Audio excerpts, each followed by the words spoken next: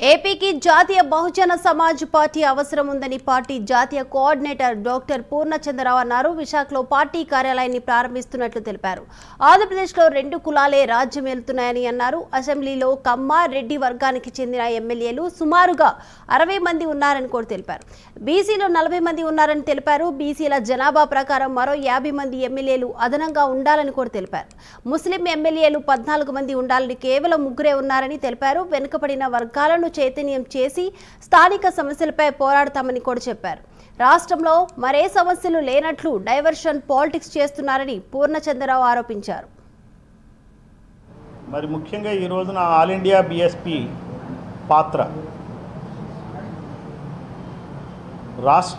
రాష్ట్రానికి చాలా అవసరం. ఎందుకంటే ఈ రోజున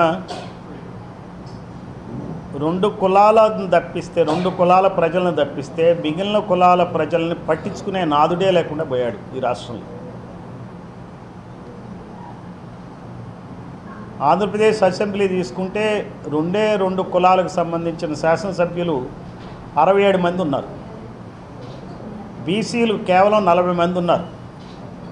జగన్మోహన్ రెడ్డి ప్రభుత్వం చేసిన సర్వే ప్రకారం బీసీల జనాభా 52%. అంటే 90 మంది ఎమ్మెల్యేలు ఉండాలి.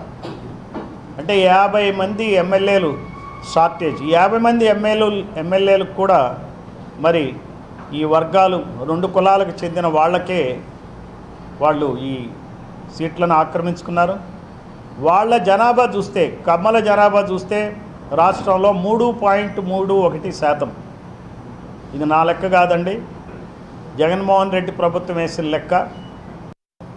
మరి ముఖ్యంగా